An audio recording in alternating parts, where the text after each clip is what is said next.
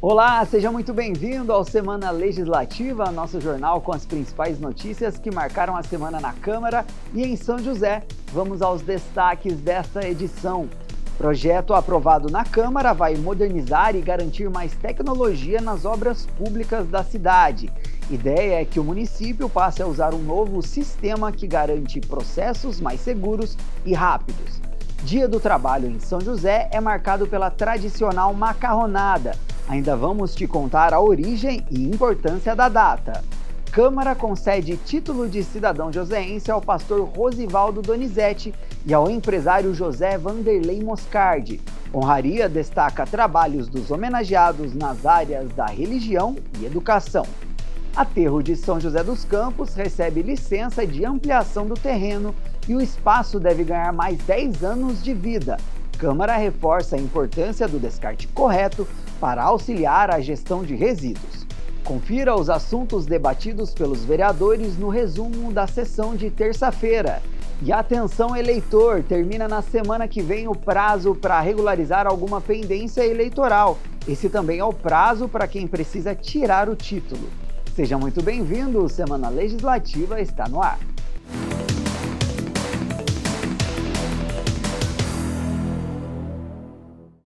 E o Dia do Trabalhador aqui em São José foi marcado pela tradicional macarronada lá no bairro Novo Horizonte. Muita gente ficou na fila para garantir um prato e também acompanhar as atividades. Quem também esteve presente na festa foram os vereadores, que fizeram questão de destacar a importância de celebrar essa data. 250 pessoas se revezaram para deixar tudo pronto. 1 tonelada de macarrão, 500 quilos de carne e muito molho. Um banquete preparado por voluntárias como a Maria Helena e a Luísa. Chegamos ontem às 6 horas da tarde e passamos a noite inteira cozinhando macarrão, fazendo um molho, a carne, mas graças a Deus deu tudo certo. Só esperar o pessoal para servir agora. Aqui a gente trabalha primeiramente com amor, segundo para a comunidade e terceiro a integração social, que é muito importante para o nosso bairro, para a nossa comunidade e para a nossa São José, lógico, né? A Festa do Trabalhador do Novo Horizonte já acontece há 45 anos e nos últimos 25, a Dona Graça foi a primeira da fila. Mais uma vez, ela chegou de madrugada e estava ansiosa por esse momento. Portão aberto e pronto, hora de se deliciar. Meu filho vinha para a festa, aí eu gostei. Aí depois vim morar aqui, que eu morava na Via Industrial. Aí cheguei aqui e fiquei até hoje, graças a Deus. Estou vivendo. Primeiro macarrão eu não esqueço, nem durmo. Comida e refrigerante à vontade. A Ana Maria aproveitou até para levar para casa. Todo ano eu venho aqui buscar. Todo ano. Cheguei às 6 horas da manhã. Vai garantir comida para todo mundo em casa? Sim. Para janta e para almoço ainda. Para almoço e para janta, né?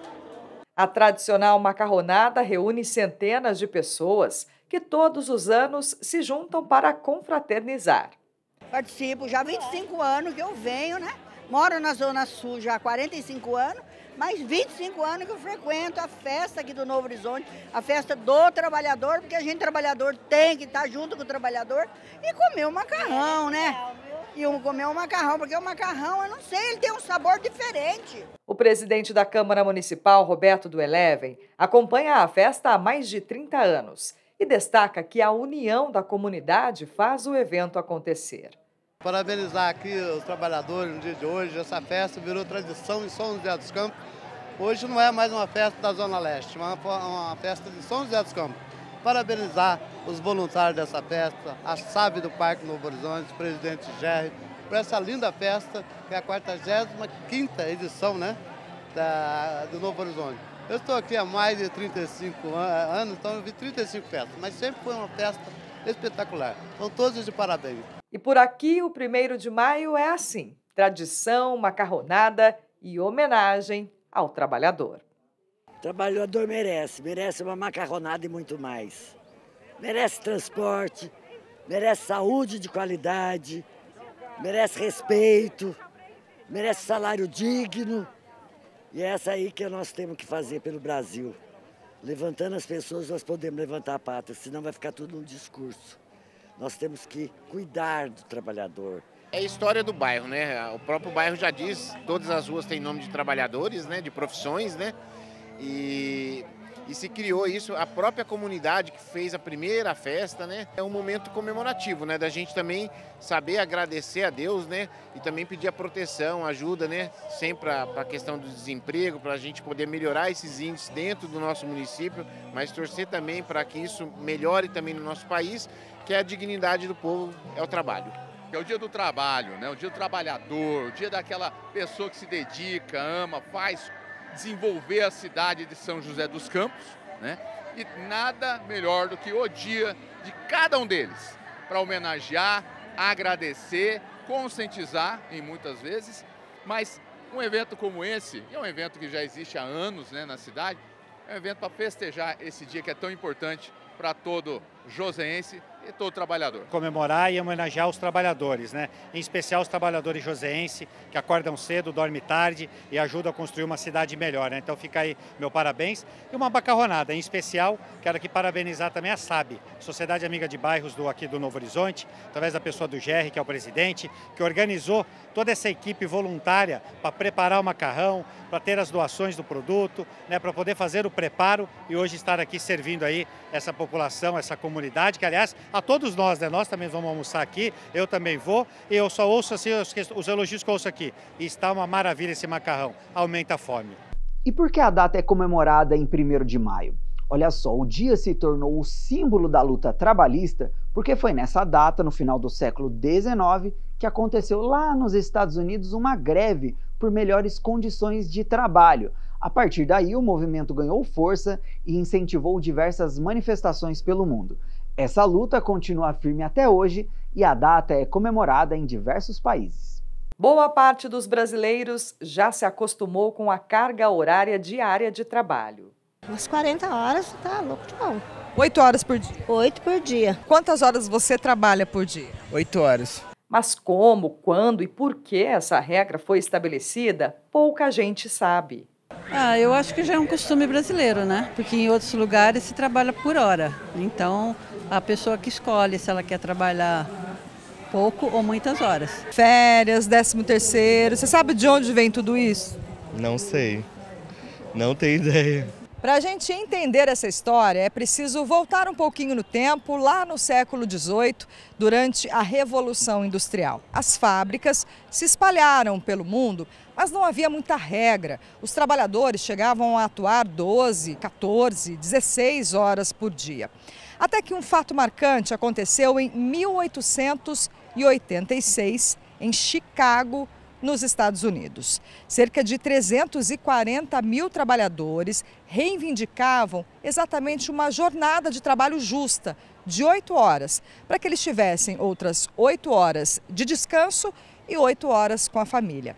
Esse fato aconteceu exatamente no dia 1º de maio. Não por acaso, esse foi o dia escolhido em muitas partes do mundo para celebrar o Dia do Trabalhador. Durante o movimento grevista em Chicago, houve repressão e operários e policiais morreram nas manifestações. Esta historiadora explica que aqui no Brasil, movimentação semelhante ocorreu em 1917. Cerca de 50 mil trabalhadores, número que representava na época 25% da população de São Paulo, aderiram a uma greve geral por melhores condições de trabalho. Não existia ainda nenhuma preocupação por meio do Estado em relação à classe trabalhadora.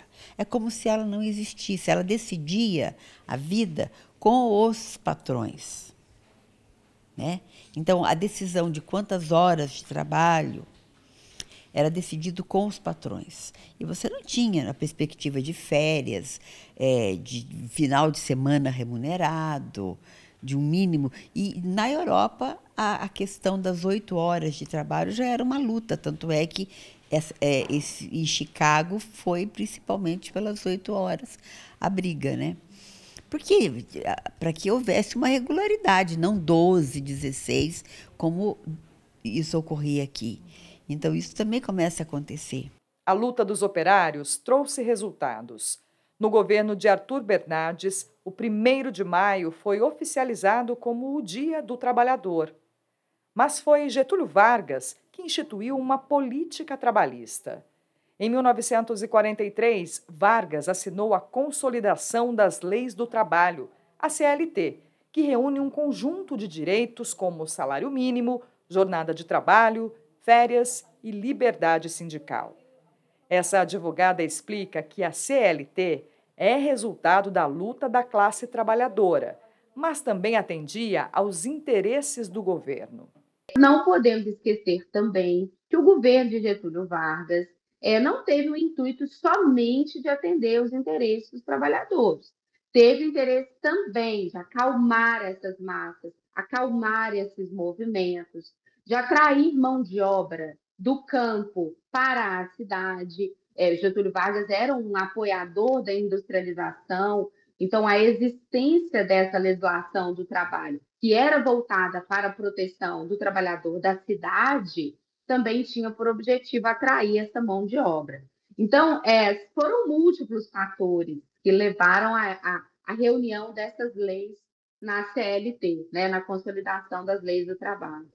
Hoje, uma nova realidade se apresenta com outros desafios no mundo do trabalho. A vereadora Amélia Naomi destaca que uma barreira a ser superada é a equiparação salarial entre homens e mulheres. O movimento feminista, os movimentos sindicais sempre lutou por essa pauta.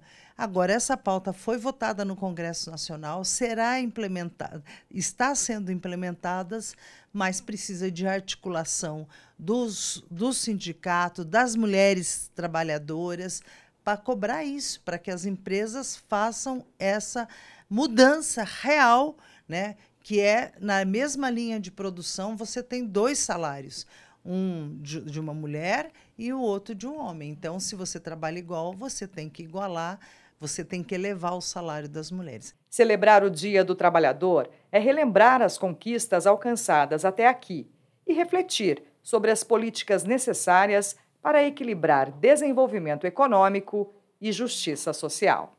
No 1º de maio, acho que a gente tem que celebrar inicialmente direitos que foram conquistados, arduamente conquistados pelos trabalhadores, pelas lutas sindicais, pelos movimentos sociais ao longo de décadas. É claro, não devemos nos esquecer que só existe emprego onde há o empresariado, onde há uma empresa que tenha condições de arcar com os direitos trabalhistas. Então, a carga tributária, eu acho que é um fator que deve ser sopesado em um contexto empresarial. Então, no 1º de maio, nós devemos celebrar os trabalhadores, suas lutas, suas conquistas, sem retroceder, sem admitirmos retrocessos, compatibilizando com os interesses patronais, mas sem admitirmos retrocessos.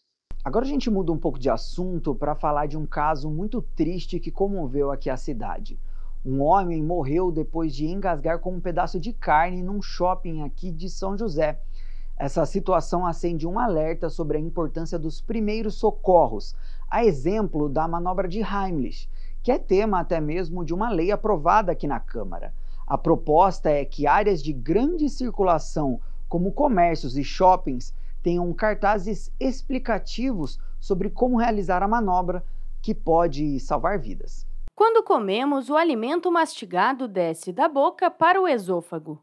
No entanto, se a comida não foi bem triturada ou acontece um desvio nesse caminho, cuidado! Esse pode ser o início de um engasgo. O engasgo vai acontecer quando algum objeto, ou até mesmo substâncias como saliva, catarro, entram direto na via aérea, obstruindo o fluxo de ar em direção aos pulmões.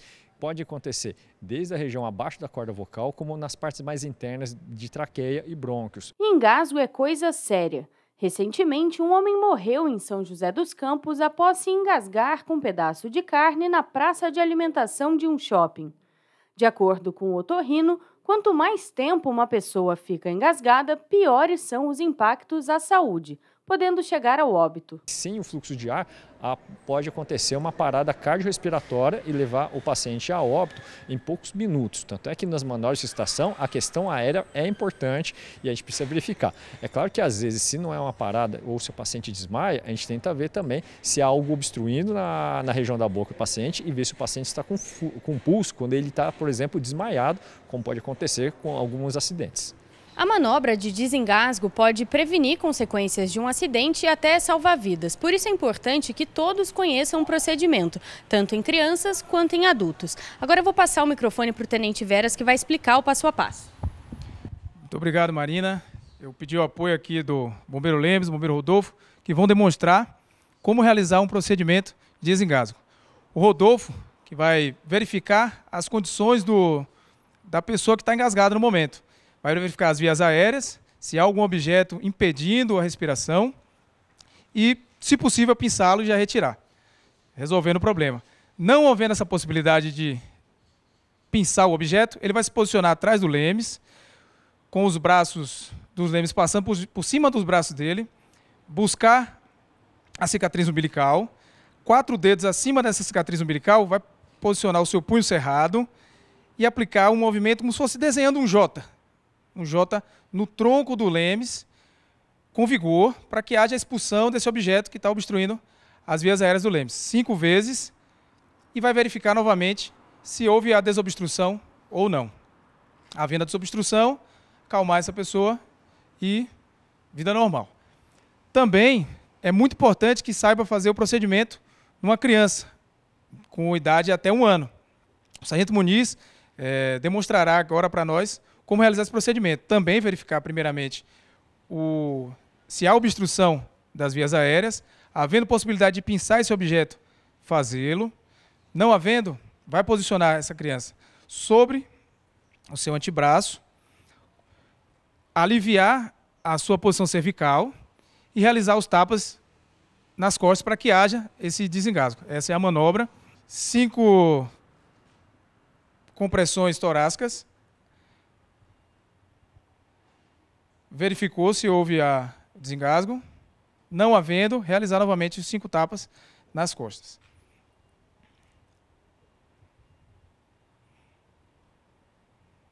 Havendo desengasgo, acalmar essa criança, vida normal.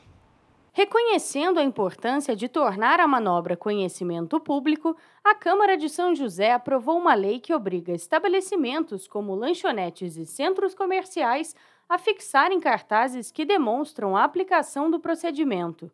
O texto é de autoria do vereador Renato Santiago e a proposta é salvar vidas. Com mais conhecimento sobre a manobra e atendimento rápido, o poder público espera evitar consequências sérias que podem ser causadas por um engasgo.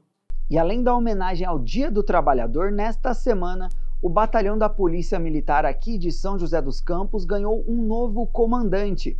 O Coronel Luiz Fernando Alves passa a fazer a gestão da segurança aqui na região e já tem planos para reduzir os índices de criminalidade, viu?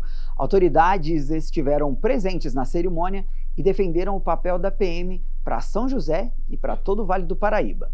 A solenidade de troca no Comando de Policiamento do Interior 1 reuniu membros das Forças Armadas, autoridades e civis convidados no 1º Batalhão da PM em São José dos Campos. O evento marcou a posse do Coronel Luiz Fernando Alves como novo comandante da Polícia Militar do Vale do Paraíba.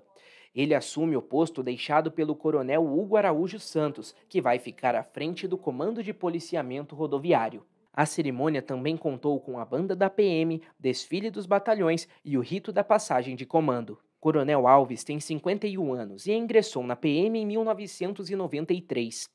Se tornou coronel no ano passado e chefiava o Comando de Policiamento de Área Metropolitana 6. No discurso oficial, demonstrou gratidão pela nova missão e prometeu dar sequência ao trabalho realizado pela última gestão. Os desafios são grandes, né? Principalmente na questão de derrubar os indicadores, conseguir melhores resultados, principalmente naqueles que nos incomodam, que hoje é o indicador de homicídio na região, Para isso, nós estamos mantendo, né, a Operação Impacto, que vem surtindo efeito extremamente benéfico, né?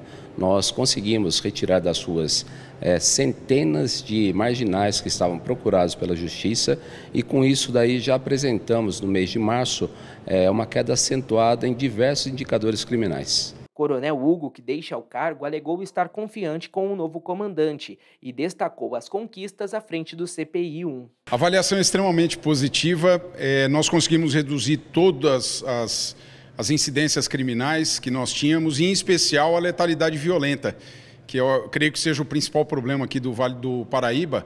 Nós conseguimos reduzir em mais de 12% o número de mortes, isso daí significam 43 vidas salvas. Então eu creio que, fazendo um balanço geral, acho que o principal é esse dado positivo e o mais importante, isso está sendo dado sequência e sucessão agora pelo comandante Alves, né? Nesse pouco período de tempo ele conseguiu reduzir ainda mais, o que nos deixa bastante felizes, mais seguros. Para o prefeito Anderson Farias, São José dos Campos, por ser a maior cidade da região, tem o diferencial de ser a sede do Comando de Policiamento do Interior 1. A região do Vale do Paraíba e Litoral Norte é a região mais violenta do estado de São Paulo. A maior cidade desta região é a cidade mais segura. Isso comprova que o trabalho de forma integrado, como nós temos aqui, que através do CSI, do Centro de Segurança e Inteligência, ele traz bons resultados. Segundo o Coronel Alves, um dos focos da gestão é ampliar as ações de segurança na região e também o trabalho de programas como o São José Unida. Com certeza, a expansão do projeto é importantíssimo. Hoje já é um programa solidificado, forte aqui em São José dos Campos, com o apoio, como eu falei, da Prefeitura, do Poder Público Municipal e as forças policiais. E a união é fundamental para o novo coronel. Estar alinhado com o poder público, como a Câmara, por exemplo, também é indispensável para que todas as forças de segurança da cidade possam atuar para reduzir os índices de criminalidade. O poder público é extremamente importante nas ações policiais, né? Muitas vezes a fiscalização de posturas, né? Seja de estabelecimento comercial, seja de estabelecimentos hoje que comercializam principalmente bebidas alcoólicas, seja da ação do munícipe, isso daí faz com que a gente tenha uma redução nos indicadores criminais. Então, essa ação junto com o Poder Público Municipal é extremamente importante para que a gente consiga ações efetivas, né, de combate à criminalidade.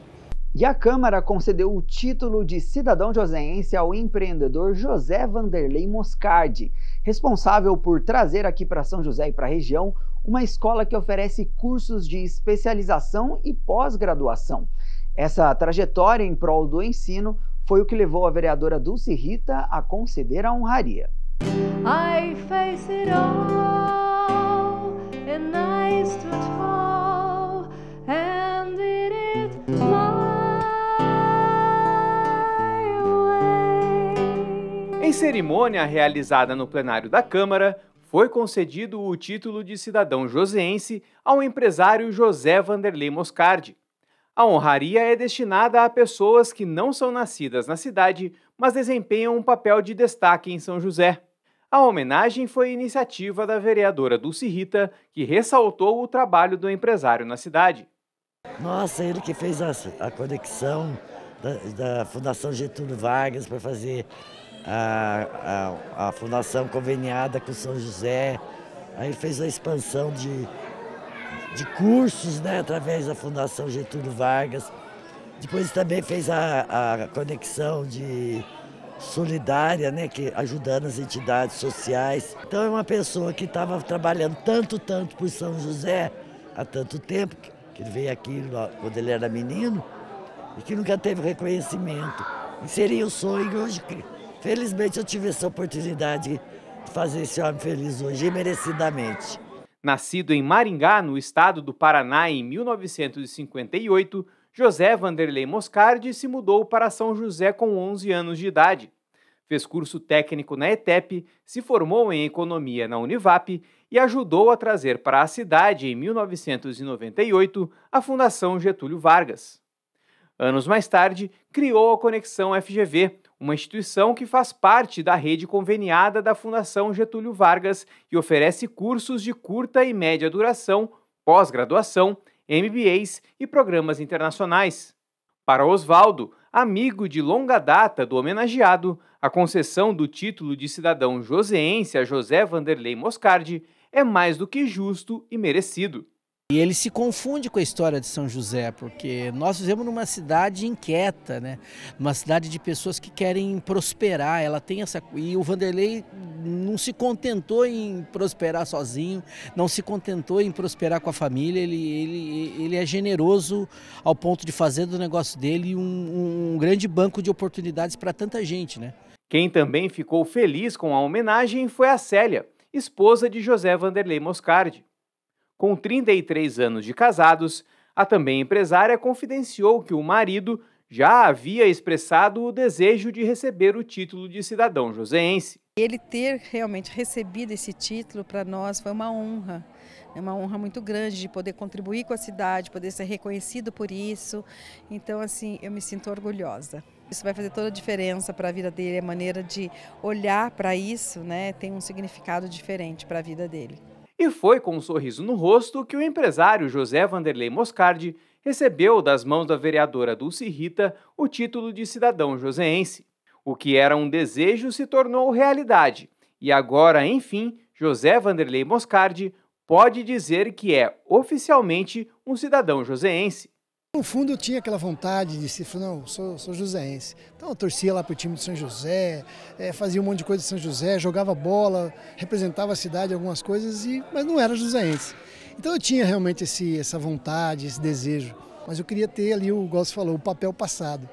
E para mim foi uma honra e uma alegria imensa. Então estou muito grato com relação a isso. E no próximo bloco a gente mantém o tema de homenagens e também fala de projetos de lei. Você vai acompanhar como foi a sessão solene que concedeu o título de cidadão joseense ao pastor Rosivaldo Donizete e saber também detalhes do projeto aprovado que pretende modernizar as obras públicas de São José. É daqui a pouco.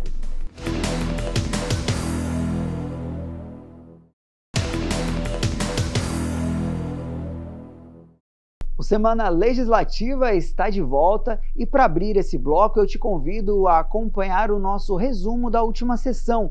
Além da votação e apreciação de documentos, os vereadores também debateram diversos assuntos em plenários. E um dos temas foi o feriado de 1º de maio.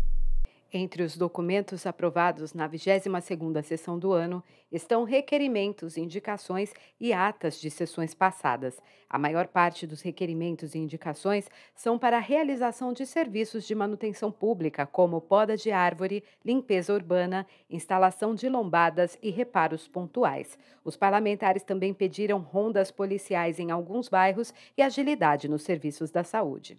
O primeiro orador a usar a tribuna no período do pinga-fogo foi o vereador Marcelo Garcia. Ele mencionou sobre o Dia do Diaconato, também comemorado no feriado de 1º de maio. Segundo o vereador, quem ocupa essas funções tem um papel importante de servir à igreja e atuar a favor da fé. Outro parlamentar, o vereador Roberto Chagas, cobrou obras de manutenção em uma rua no bairro Vila Paiva, região norte. Em um vídeo, o parlamentar apresentou o problema e defendeu a necessidade de trocar os bloquetes por asfalto. Chagas também fez apontamentos sobre a saúde e pediu informações sobre a ocupação de vagas do Hospital de Retaguarda. Já o vereador doutor José Cláudio comentou sobre o número de moradores de rua na cidade, que teria aumentado, segundo reportagens da mídia local. De acordo com o parlamentar, moradores também teriam reclamado da situação que vem causando transtornos, principalmente na região central. A vereadora Amélia Naomi destacou a visita do presidente Lula em São José e abordou possíveis investimentos do governo federal na cidade. Para a parlamentar, o atual governo tem melhorado a economia do país e os índices sociais. Em um vídeo, ela mostrou momentos da visita e os impactos do apoio à Embraer e ao ITA. No tema da educação, o vereador Zé Luiz parabenizou a Fundas pelos 37 anos de história e mencionou a cerimônia de aniversário. Segundo o parlamentar, a Fundas fez história no município como um dos principais programas sociais da cidade. Zé Luiz também abordou a abertura de uma exposição em homenagem ao pintor holandês Johan Gutlicht e os 100 anos do Parque Vicentina Aranha. E o esporte foi assunto levantado pelo vereador Marcão da Academia. Ele citou destaques de atletas da cidade em campeonatos de diversas modalidades, como bodybuilding, futebol americano, rugby, vôlei e natação. Fernando Petit, outro vereador a usar a tribuna, abordou a importância da inclusão no ensino de alunos autistas. Ele mencionou sobre uma visita que fez à cidade de Guarulhos, que instituiu uma política de aprendizagem para estudantes com espectro autista. Segundo o parlamentar, a ideia é levar essa proposta para São José dos Campos. Petit também fez cobranças na área da saúde e pediu mais atenção nos processos de compra de medicamentos. A sessão na íntegra você confere no nosso canal do YouTube. Voltando a falar de homenagens, a Câmara concedeu o título de cidadão joseense ao pastor Rosivaldo Donizete Puerta Merlotto. Proposta pelo vereador Marcelo Garcia, a solenidade serve de reconhecimento ao histórico de trabalho do pastor na evangelização e na realização de projetos sociais aqui na cidade.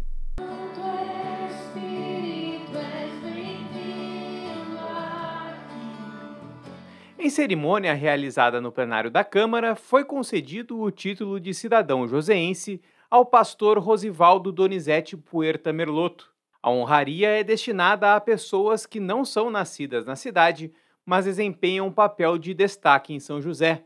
A homenagem foi iniciativa do vereador Marcelo Garcia, que destacou o trabalho feito pelo pastor no município. O pastor Rosivaldo é um homem de Deus que chegou há um tempo atrás de Americana, está fazendo um excelente trabalho, na verdade um legado que Deus deu para ele, da apóstola Valnice Milhomes. Então ele tem feito um excelente trabalho de evangelismo, pregação da palavra, restaurando pessoas e devolvendo a dignidade ao homem através da palavra de Deus. Nascido em Jales, no interior de São Paulo, em 1973, Rosivaldo trabalhou como agricultor até 1988, quando se mudou para a Americana, onde viveu por 25 anos.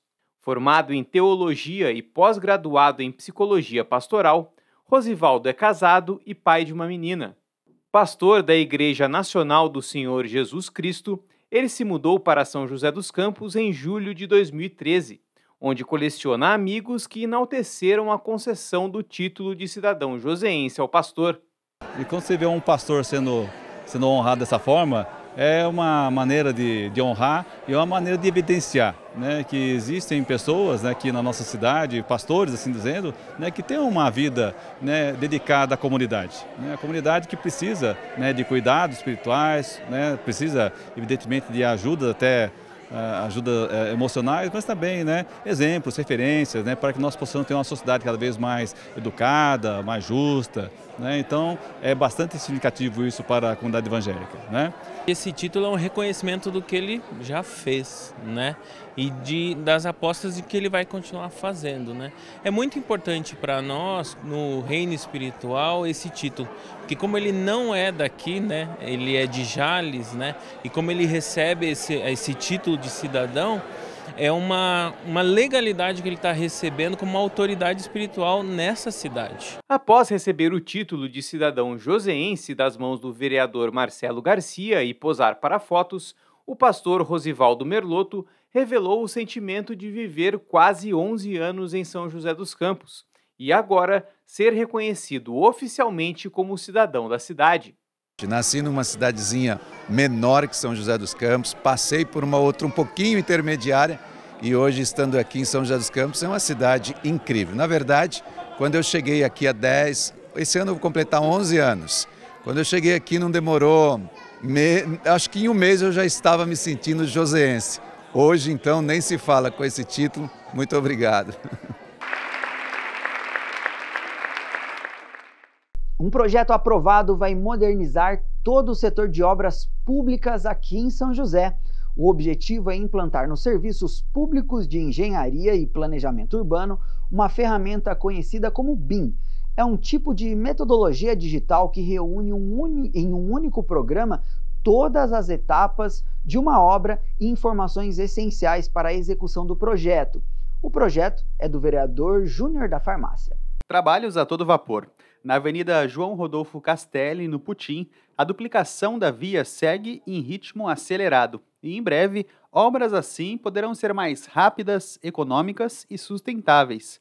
É que um projeto de lei aprovado pela Câmara, de autoria do vereador Júnior da Farmácia, autoriza o Poder Executivo a implantar o BIM, uma plataforma de modelagem de informação usada na execução de serviços de engenharia realizados pelo município. Quando vai se executar uma obra, muitas vezes você começa ela com planejamento, nós estamos falando de dinheiro público, você vai gastar X aqui, ou vai gastar X de material, ou qual o tempo da duração dessa obra. O BIM ele consegue mensurar cada etapa do processo da construção dessa obra dentro do município e quanto que vai se gastar em cada etapa. Ou seja, então o ente municipal ele vai conseguir se preparar melhor para executar cada obra dentro do município. O artigo 2 do projeto aprovado define o planejamento para a implementação da ferramenta.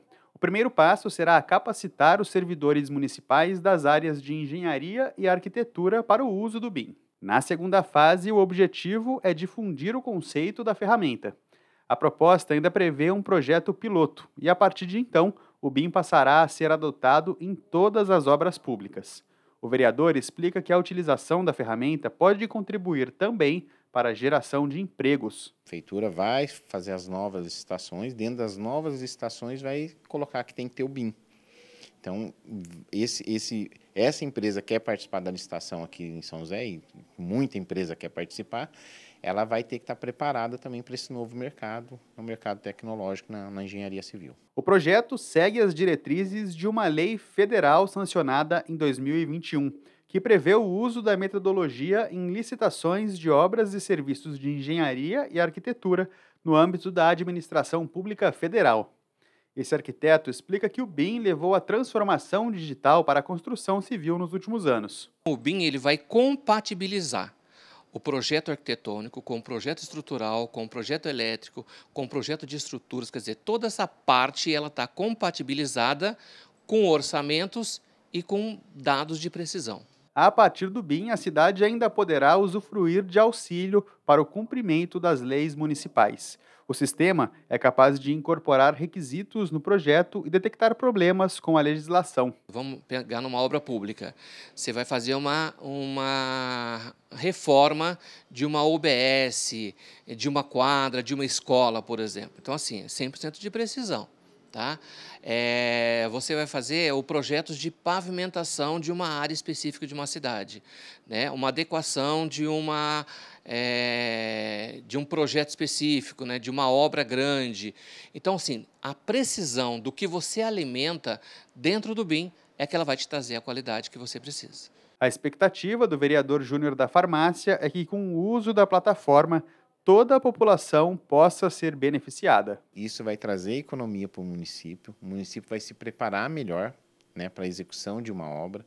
Essa obra, a tendência é que seja executada de maneira mais rápida, porque se você preparou o caixa, não vai gastar a mais. Se você tem o tempo que vai gastar e o quanto de material, então a execução tende a ser muito mais rápida, muito mais eficaz, você entrega dentro do prazo. Então o BIM traz todos esses benefícios, né, diretamente para a população joseense. Agora vai um alerta para a população. Mesmo depois de um mês e depois do dia D de vacinação, a campanha contra a influenza ainda está longe de alcançar a meta de imunização do público-alvo, que é de 90%. Até o momento, pouco mais de 20% do grupo prioritário foi vacinado, e isso pode resultar no aumento dos casos de gripe. Influenza. Nós já conhecemos esse nome. É a famosa gripe causada pelo vírus H1N1, um dos mais antigos da humanidade. Só que o vírus não é exatamente o mesmo do passado. Ao longo dos anos, vem sofrendo mutações e, por isso, o cuidado preventivo é essencial. Nesse caso, a forma mais segura de proteção é a vacina. A gente tem mais de 2 milhões de mortes por influenza. Então, a influenza, na verdade, é um quadro grave, não é um resfriadinho. E muitos, em todas as idades, desde bebês até idosos, cursam com internação e complicação. Então, vacinas, de forma geral, isso não é só para a influenza, são as medidas mais efetivas no combate à doença, para muitos estudiosos, depois da água potável. Por quê? Porque a partir daquele momento a gente tem uma imunidade específica para aqueles agentes e que funciona muito bem, quase sempre independente das nossas medidas. Todos os anos, o governo realiza uma campanha de vacinação contra a influenza. A meta é imunizar pelo menos 90% do público-alvo. Fazem parte do grupo crianças de 6 meses a 5 anos, 11 meses e 29 dias, gestantes, puérperas, povos indígenas, professores, profissionais da saúde e idosos a partir de 60 anos. É uma vacina anual. Todo ano muda essa cepa, então a gente trabalha com uma vacina trivalente, protege contra 3 tipos de vírus da vacina, H1N1 e as 2 sazonais que acontecem. É uma doença que, se você se vacinar, você não vai ter complicações, não vai ter gravidade da doença, então é super importante a vacinação. A campanha segue até os meses de inverno, mas é importante se vacinar o quanto antes para se proteger. Eu acho muito importante se vacinar, se proteger. Tenho meus pais idosos também, que a gente também essa semana já vai atrás da vacina. Já tomei. Todo ano eu tomo a da gripe. A vacina é o meio para melhorar hoje a saúde, né? O caminho. Pois é, mesmo com tanta gente consciente sobre a vacina, infelizmente a procura ainda é baixa. Até o dia 19 de abril, pouco mais de 57 mil pessoas foram vacinadas na cidade, cerca de 20,32% do público-alvo. Esse número está longe do ideal. Para a gente ter uma cobertura satisfatória, a gente precisa de 80% dessa cobertura vacinal. Então, a gente precisa de uma mobilização social, né? Uma mobilização individual para você ter essa mobilização coletiva. Quando eu me vacino e acabo protegendo o outro. Quando entrou no outono, a gente achou que havia maior gente para se vacinar, não deixar mais para a época do inverno. E a gente continua com essa cobertura baixa. A gente tem uma série de vírus circulantes. Esses vírus, eles vão tentar entrar em mim. Se eu estou vacinada, ele não entra em mim, ou entra fraquinho, eu reproduzo menos, cria um habitat menos favorável para ele. Se você também está vacinado, do lado também, o que acontece? A gente começa a tirar habitat do vírus. Então, ele começa a não conseguir se infiltrar. E a beleza da vacinação é que, quando a gente chega numa cobertura vacinal acima de 90%, esse vírus ele vai ficando isolado do meio, ele vai tendo cada vez mais dificuldade de perpetuar ali. E para receber a vacina, as pessoas podem vir até uma UBS Resolve ou Avançada, de segunda a sexta-feira. Os horários variam. Algumas fecham na parte da tarde, entre 4h30 e 5 horas. Outras vão até às 7 da noite. O Colégio Tablô também é uma opção. Ele oferece os imunizantes das 18h30 às 21h30, também de segunda a sexta-feira. Se tiver uma carteira de vacinação, leve a carteira sempre com documento para a gente identificar, né, se é a pessoa mesmo, documento com foto. O que é outra coisa que é importante? Você se vacinar contra a gripe e ofertar outras vacinas, como difteria e tétano, hepatite, sarampo, cachumba e rubéola. Então, atualizar sua caderneta de vacinação também nesse dia. A Câmara acompanha de perto as campanhas de vacinação. O Legislativo defende a importância das vacinas e foca na conscientização da população para aumentar a adesão do público-alvo. Agora a gente segue para mais um intervalo e no próximo bloco a gente vai te mostrar que o aterro aqui de São José recebeu a licença de ampliação do terreno e com isso vai ganhar mais 10 anos de vida útil. Ainda tem um recado para os jovens que precisam tirar o primeiro título e os eleitores com alguma pendência eleitoral. Termina a semana que vem o prazo para regularizar essa situação. A gente volta já.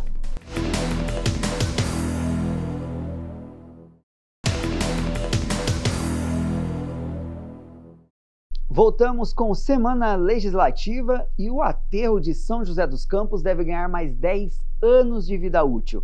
É que a CETESB, Companhia Ambiental do Estado de São Paulo, concedeu uma licença para ampliação do espaço que hoje ocupa uma área de quase 500 mil metros quadrados. E tão importante quanto o aumento da vida útil do aterro é a nossa conscientização sobre o descarte, que também pode ajudar muito. O que acontece com o lixo depois que a gente joga fora? Em São José dos Campos, os resíduos orgânicos, como restos de comida, são separados e levados a um aterro sanitário. O aterro sanitário de São José dos Campos, ele recebe todos os resíduos residenciais e da área da limpeza urbana em São José. Hoje a gente tem praticamente perto de 600 toneladas por dia do lixo vai para o nosso aterro. Os aterros sanitários são a última etapa do descarte de lixo. Os terrenos são preparados para compactar os resíduos e cobri-los regularmente com materiais impermeáveis, reduzindo odores e evitando a contaminação do solo. No entanto, eles só comportam determinada quantidade de lixo, o que limita a vida útil do local. Por isso, a Companhia Ambiental do Estado de São Paulo concedeu licença para a ampliação do aterro de São José. O processo garante mais 10 anos de funcionamento. Recebemos essa licença agora, então nós vamos fazer essa nova ampliação dentro da nossa área. Se não tivesse feito nada, né, se não tivesse nenhum planejamento, a gente teria só mais 2 anos de vida útil do nosso aterro. Mas com essa mudança, né, com essa nova licença, numa nova área que nós vamos começar a operar já, nós conseguimos aumentar para mais 10 anos a vida útil do aterro. A nova área de operação vai ter cerca de 254 mil metros quadrados, pouco mais da metade do tamanho atual do aterro, que chega a aproximadamente 490 mil metros quadrados. De acordo com a advogada Fernanda Fauler, presidente da Comissão de Meio Ambiente da OAB São José, a ampliação foi necessária devido à sobrecarga do aterro. Nós produzimos muito mais resíduos do que nós temos capacidade de armazená-los. E o resíduo sólido ele gera um custo altíssimo para a cidade. Há cidades, inclusive aqui na nossa região, que já não possuem aterro e precisam enviar os seus resíduos para outros locais. A separação de lixo e o descarte adequado dos materiais são soluções para prorrogar o tempo de vida do aterro. Além disso, a Urban trabalha com outras alternativas para manter o descarte adequado de resíduos. Tratar o lixo tem várias soluções tecnológicas, várias soluções ambientalmente sustentáveis, economicamente sustentáveis, e nós vamos tentar atingir essa solução para que transforme esses 10 anos de vida útil em muito mais, em 20, 30 ou até 100 anos, se a gente conseguir uma solução de redução do lixo que reduza para só 10% do total. Então, em vez de entrar 600 toneladas por dia no nosso aterro, passe a entrar só 60. Como fazendo isso? Com soluções de redução de lixo. A Câmara de São José acompanhou o processo da concessão da licença para a ampliação do aterro. Faz parte do trabalho dos parlamentares debater soluções que permitam que sociedade, economia e meio ambiente evoluam em harmonia. E como a vida útil do aterro também depende das nossas atitudes, vale o lembrete. Fazer o descarte correto e reduzir a quantidade de lixo que produzimos em casa são ações que podem fazer a diferença. Consciência ambiental reflete numa cidade mais limpa e sustentável. Se não houver conscientização da população em relação ao consumo sustentável e a segregação na fonte, o aterro vai se encerrar e o nosso problema continua. Então, nós precisamos de campanhas intensas de educação ambiental para que ensine as pessoas a segregar na fonte, ensine as pessoas a necessidade de consumir de forma sustentável, para que a gente consiga lidar com os nossos resíduos de maneira responsável. E pessoal, olha só esse dado: 80% das novas empresas brasileiras são MEIs, ou seja, microempreendedores individuais. Uma saída para muita gente, mas também pode afetar a arrecadação do país. Economistas alertam que grandes empresas têm contratado MEIs ao invés de mão de obra de carteira assinada para pagar menos impostos. E a gente foi apurar como essa nova configuração pode afetar a economia e lembrar que toda MEI também deve pagar impostos. Depois de muito preparo, o Ariel decidiu empreender. No ano passado, começou um negócio inovador. Ele conecta pessoas. O primeiro passo para colocar o plano em ação foi se formalizar como MEI, microempreendedor individual. Eu abri o meu MEI em outubro do ano passado, com a ideia de ser representante comercial. Então, de lá para cá, quando eu vi a oportunidade de ter o meu próprio grupo de network, onde eu pudesse expor ali as minhas ideias de forma livre, né, com o apoio de pessoas, eu então migrei essa direção do meu foco pro grupo de network. E eu entrei como MEI porque é a forma mais fácil, né, a barreira baixa ali para você se tornar um empresário de forma formalizada, né, formal, e onde eu não precisaria ter tantos desembolsos assim, né? O microempreendedor individual foi criado em 2008 e desde então tem um grande impacto na formalização de novos negócios no Brasil. Um exemplo disso é que hoje 8 a cada 10 empresas abertas no país são MEIs. Além disso, um levantamento feito pela Fundação Getúlio Vargas aponta que a participação dessa modalidade no total de empresas abertas no país passou de 8% para 74% em 15 anos. Atualmente, são mais de 13 milhões de MEIs no Brasil. Esse economista explica que esse formato de abertura de empresa é flexível e, diante de uma tributação menor, tem uma alta procura. A grande viabilização do MEI é essa questão da carga tributária, que é tão interessante, né? E também a questão do acesso ao crédito através do CNPJ, que dá mais renda, mais capacidade, mais recurso, né, mais capital para esse empreendedor desenvolver os seus projetos, seus objetivos, e também essa questão da participação previdenciária, né, dele ter acesso, através dessa saída da informalidade, também aos benefícios previdenciários. Esse é o grande tripé aí desse movimento do MEI. Mais um ponto preocupa economistas. Com a alta do número de MEIs, grandes empresas têm optado por contratar essa modalidade ao invés de mão de obra via carteira assinada. Essa realidade impacta a arrecadação de alguns impostos, porque no modelo de carteira assinada, a empresa é a responsável por pagar os encargos trabalhistas, além de outros tributos. Se a gente for avaliar que a média das empresas tem uma carga tributária aí de 34% e o MEI paga apenas 5% do salário mínimo, então você vê que esse ato é muito grande, né? É um hiato muito grande e claro que isso vai impactar nas arrecadações aí, do governo. Já no modelo MEI, o empreendedor é isento de impostos federais, como PIS, COFINS e IPI, condição que atraiu muita gente em São José. São mais de 58 mil empreendedores individuais na cidade. A maior parte desses negócios está em áreas como serviços, promoção de vendas e comércio. São José dos Campos certamente está entre as 20 cidades do estado de São Paulo mais empreendedoras, que tem um apelo tecnológico muito grande, né? E isso é muito importante. Então está um avanço bastante avassalador aqui e a gente também crê que isso vai acabar influenciando as cidades vizinhas. Isso é muito bacana. O coordenador da Sala do Empreendedor explica que os impostos são recolhidos por meio da Guia Unificada de Pagamento, o que simplifica o processo. Condições favoráveis para quem quer começar a empreender. O processo de abertura de empresa em São José é muito rápido.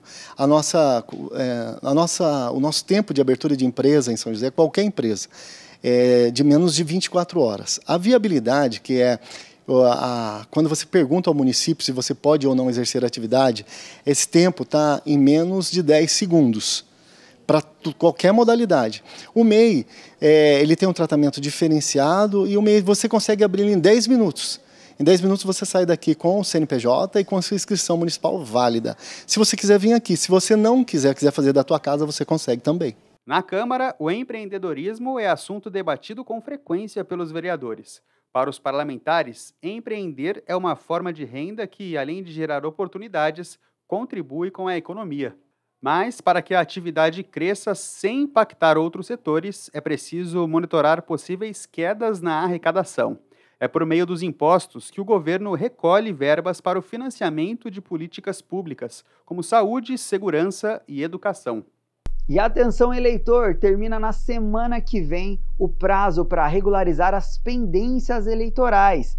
E esse é o mesmo prazo para os jovens que desejam tirar o primeiro título de eleitor. Ninguém quer ficar impedido de votar na primeira eleição, não é mesmo? Então é só prestar atenção na reportagem que a gente preparou para ter todas as informações. Antes de completar 18 anos, a Marcela procurou o cartório eleitoral para tirar o título. Isso foi em 2022, quando a estudante votou pela primeira vez. Na época, ela não precisava, mas fez questão de participar. Eu analisei a situação do momento, do país, e eu senti necessidade de exercer o meu voto como cidadã e querer fazer diferença também. A motivação de Marcela para ir às urnas foi a mesma de milhares de jovens no último pleito. De acordo com o Tribunal Superior Eleitoral, o comparecimento médio de eleitores de 16 e 17 anos aumentou 53,2% entre 2018 e 2022. E para esse ano, a expectativa é de que a alta continue. Segundo o tribunal, mais de 417 mil jovens emitiram o primeiro título até fevereiro desse ano. O Leonardo é de São José dos Campos. O estudante tem 16 anos e acaba de tirar o título. Quer participar do processo como protagonista. Geralmente é o jovem que é o mais prejudicado, por exemplo, na escola, porque se ele não vota, ele não pode reclamar das coisas que não estão acontecendo no governo, então ele tem que simplesmente aceitar. Mas como eu tirei o título, então eu posso votar em alguém e cobrar que ele faça essas coisas. Assim como ele, quem deseja participar das eleições municipais desse ano precisa se apressar. É que o prazo para emitir o título, fazer transferência ou regularizar a situação junto à Justiça Eleitoral termina no dia 8 de maio. Nesse período final, que a gente chama de alistamento eleitoral, o atendimento ele vai ser exclusivamente presencialmente para os primeiros títulos, porque é necessário colher a biometria. Para quem já tem o título e já tem a biometria, quer fazer transferência de local de votação, quer fazer uma revisão dos seus dados, ainda é possível fazer pela internet. Para solicitar a transferência de domicílio eleitoral, é necessário que o eleitor resida há pelo menos 3 meses no novo município. O atendimento online é realizado pela plataforma TítuloNet, na página do Tribunal Superior Eleitoral. No cartório de São José, o movimento já começou e deve se intensificar nos próximos dias. Para atender a demanda, a Justiça Eleitoral programou um plantão de atendimento. Iremos estar trabalhando no dia 1º de maio e também nos dias 4 e 5, que é o sábado e domingo de maio, para justamente aí atender esses eleitores no horário de 11 até as 17 horas. Na semana antes do prazo final, o horário de atendimento também será estendido. Nos dias 2, 3, 6, 7 e 8 de maio, o cartório vai abrir às 9 da manhã. Quem completar 18 anos até o dia da eleição em outubro é obrigado a emitir o título para votar. Não só os jovens de 18 anos, mas todos os eleitores que são obrigados a votarem, se não tirarem o título aí, eles não poderão, por exemplo, se matricular em faculdades públicas, escolas públicas, impedidos também de tirar o passaporte ou renovar, fazer empréstimos em instituições públicas e outras consequências aí que prejudicam a vida civil do eleitor. Marcela tem consciência da importância da participação do jovem e está pronta para escolher os futuros representantes. Eu pesquiso sobre os candidatos, leio sobre o que cada um está propondo e vejo se está de acordo com meus princípios. É sempre bom analisar, eu acho importante o jovem, porque o jovem é o futuro, então é muito importante. E o Semana Legislativa fica por aqui, mas continue ligado na nossa programação. Se você quiser rever o programa, é só acessar a nossa página no YouTube, o TV Câmara SJC. Lembrando que também estamos no Instagram e no Facebook, então segue a gente por lá, se inscreva nos nossos canais, @TV Câmara SJC. Um bom fim de semana para você, até mais. Tchau!